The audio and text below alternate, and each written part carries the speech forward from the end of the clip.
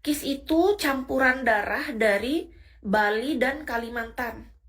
Jadi bapakku itu orang Nusa Penida aslinya, Kak, di Bali sana jauh. Dan ibuku orang Kalimantan Tengah ini asli. Terlahirlah kita anak-anaknya 4. Jadi aku tuh bukan putri daerah.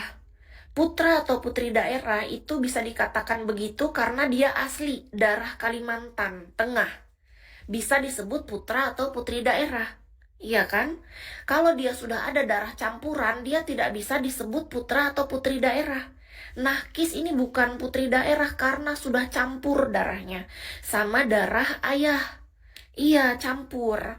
Ayahku kan orang Bali, Nusa Penida. Jadi darahnya KIS itu sudah setengah-setengah, campuran antara Bali sama Kalimantan Tengah ini.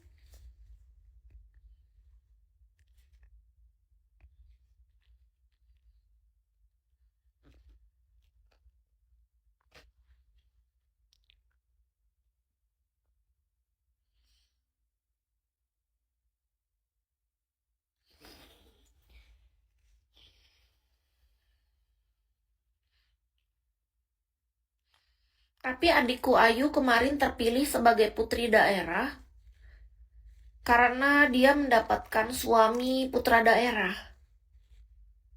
Adikku, adik kandungku, dia bisa. Ternyata bisa mengikut darah ke suami. Aku nggak ngerti sih gimana alurnya. Padahal kan kita sudah campuran. Kita tuh bukan asli putri daerah. Karena ayahku dari Bali, Nusa Penida. Tapi ternyata ketika adikku mendapatkan suami orang putra daerah, bisa dia terpilih menjadi putri daerah. Aku juga nggak paham gimana sistem kerja putra-putri daerah. Karena adikku kemarin terpilih dia pada tahun berapa gitu. Dia jadi putra-putri daerah itu. Ternyata ketika sang prianya darah asli sini, nampaknya sang wanita itu bisa menjadi disebut putri daerah. Aku juga nggak paham. Karena yang aku tahu aku jadi bukan putri daerah karena sudah campur darahnya.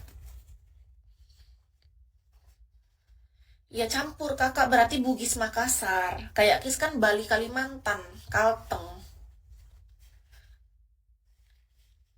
Kalau asli dari Kalteng, dia kan dibilang bisa jadi putri daerah aku. Aku nggak bisa disebut putri daerah karena campuran Bali.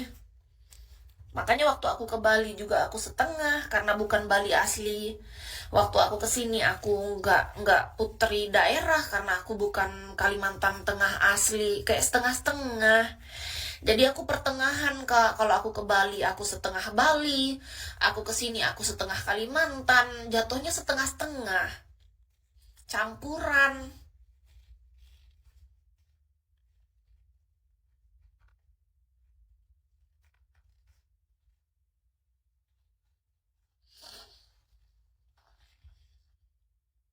Gimana, Kak? Apakah masih ada yang ingin ditanyakan? Masih ada? Iya, keluarga Bali, tapi itu keluarga yang jauh. Kalau keluarga yang deket, adanya di sini. Kalau Bali itu keluarganya udah cukup jauh, cuman maksudnya untuk silsilah. Kalau kedekatan kita ya untuk masalah komunikasi kita deket banget. Untuk masalah hubungan darahnya maksudnya yang jauh. Karena kalau untuk kedekatan kita masalah komunikasi satu sama lain kan kita saling respect satu sama lain. Kita saling menghargai, saling menerima. Meskipun jauh di mata, dekat di hati. Cuman maksudnya untuk silsilah keluarganya. Kalau yang di Bali sana tuh kita cukup jauh sebenarnya. Karena udah persepupuan gitu. Kalau dari bapakku deket. Jadi kalau dari aku kan jauh. Karena aku sudah dari keturunan ibuku. Kalau bapakku pulang ke sana, ya bapakku dekat lah. Untuk silsilah keluarga darahnya. Harusnya bapakku yang pulang ke Nusa Penida. Tapi ini malah anak-anaknya. Aku waktu itu pulang sendiri ke sana. Adekku waktu itu bawa istrinya. Kan dia nikah bulan madunya ke Bali sana. Ke Lombok, ke Bali. Dia terserah lah keliling dia karena dia nikah kemarin adekku. Nah, yang satu adekku udah nikah juga. Nah, dia kemarin itu pulang ke sana itu tapi nggak sama suami. Sebelum nikah dia malah. Sebelum nikah dia jalan-jalan bersama temannya. Jadi bapak ibuku tuh mengirim anaknya untuk menyampaikan pesan bahwa anak-anaknya nih sudah lahir di Kalimantan gitu loh. Jadi bapakku tuh kan sebenarnya adalah anak Bali asli. Yang sebenarnya itu adalah orang tetua yang seharusnya tuh bapakku tuh nggak boleh meninggalkan Bali, Kak. Bapakku tuh harusnya tetap berada di Nusa Penida. Tapi bapakku itu memilih jalan lain. Dia pergi ke Kalimantan ceritanya. Dia juga nggak nyangka. Jadi maksud bapakku adalah tujuan awalnya gini. Bapakku tuh punya cita-cita, dia tuh mengejar ilmu ke Kalimantan karena memang di sana dia bisa mendapatkan pendidikan gratis ceritanya pada masa itu. Dia nggak nyangka ternyata dia bakal dipertemukan dengan jodoh. Gitu ceritanya. Jadi maklum, kan namanya manusia kan. Rencana bapakku ketika dia mendapatkan ilmu dan pekerjaan yang layak, dia tuh mau balik sebenarnya ke Nusa Penida karena di sanalah tempat dia yang sesungguhnya. Ternyata di luar dugaan, dia jatuh cinta dengan ibuku yang orang Kalimantan Tengah. Dan akhirnya kalian tahu,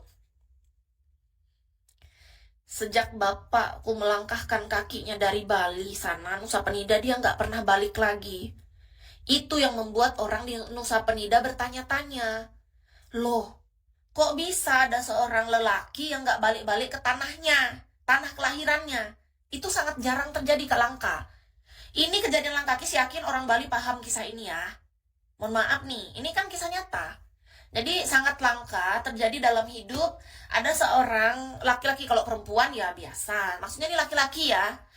Sangat langka terjadi seorang pria yang tidak pernah kembali lagi ke tanah kelahirannya. Akhirnya bapakku memutuskan untuk mengirimkan anak kandungnya datang ke tanah Bali sana, Kak. Jadi 3 orang, karena anak bapakku ada 4, tinggal 1 yang masih PR bapakku untuk kirimkan. Karena dia masih pendidikan